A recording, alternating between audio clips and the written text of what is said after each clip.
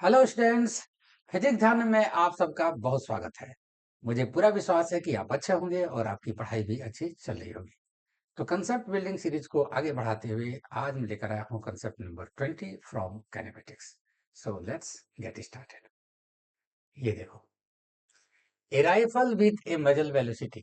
ये मजल वेलोसिटी, ये क्या होता है मजल वेलोसिटी? राइफल से जब गोली निकलती है उस समय की उसकी जो वेलोसिटी होती है मजल वेलोसिटी होती है, उसकी जो मेन वेलोसिटी होती है। ठीक है। Of 100 meter per second shoots a bullet at a small target 30 meter away in the same horizontal line.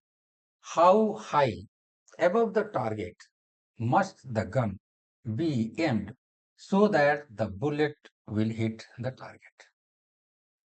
ठीक है। Rifle with a muzzle velocity of 100 meter per second shoots a bullet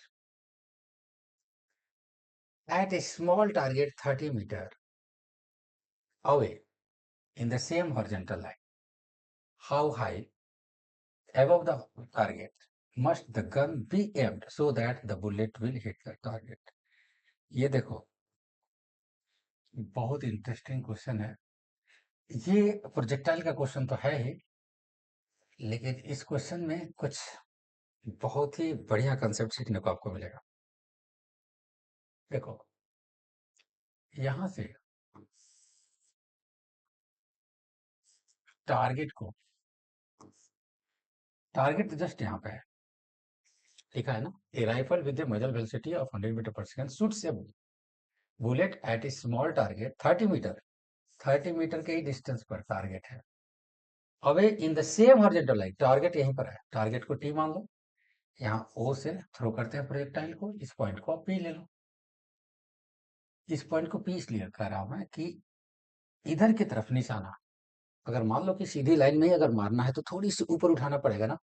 30 metre के distance पर ही अगर gun को, bullet को gun को अगर चलाना है, बुलेट को, ठीक है, गोली दागनी है, तो यहां से आपको थोड़ा सा ऊपर उठाना होगा। तो इसकी कोशिश की गई कि नली जो होती है, ऐसे बंदूक की नली को इस डायरेक्शन में एम किया गया। ये भी पूछ रहा है कि कितनी हाइट पर ये एम किया गया, ये कितना है, ये हाइट जो पीटी है ये कितना है, ये भी क्वेश्चन का पार्ट है। और ये एंगल बहुत छोटा होगा, क्योंकि जाहिर सी बात है 30 मीटर के डिस्टेंस पे है और हॉरिजॉन्टल है, टारगेट यहीं पर है, थोड़ा सा ऊपर उठाना पड़ेगा। Theta is very very small यहाँ पे। तो प्रोजेक्टाइल कुछ इस तरह से आएगा, ऐसे एम ऐसे किया गया। ठीक है। 100 मीटर पर सेकेंड वेलोसिटी है, 100 मीटर पर सेकेंड। अब देखो, जाहिर सी बात है कि ये थीटा है और ये हाइट है, तो टेन थीटा का यूज करके हम आराम से tan theta is equal to ये p t perpendicular by base right angle triangle हो गया 30 metre, that is p t is equal to 30 into tan theta.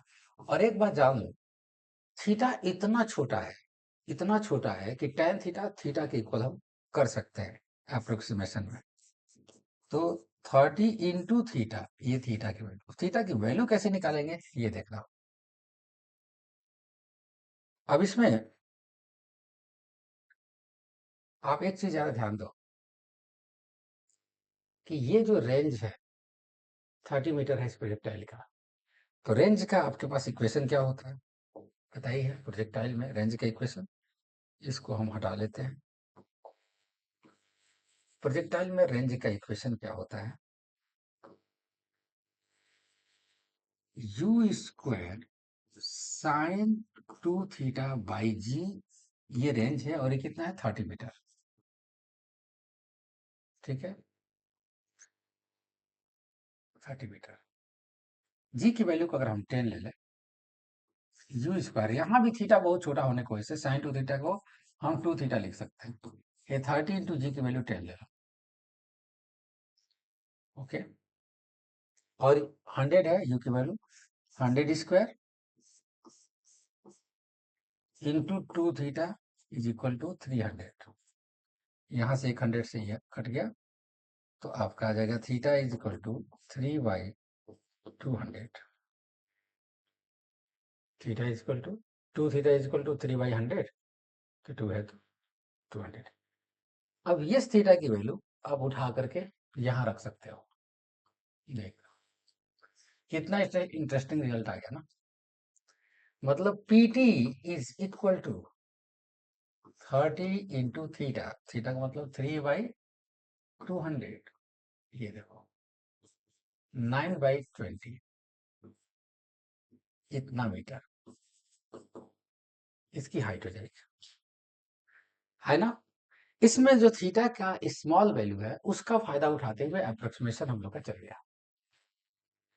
तो मुझे लगता है कि ये सब कंसेप्ट आपको क्लियर हो गया होगा। ठीक है, तो आज के लिए इतना ही। कल मिलते हैं एक नए कंसेप्ट के साथ। तब तक take care. All the best.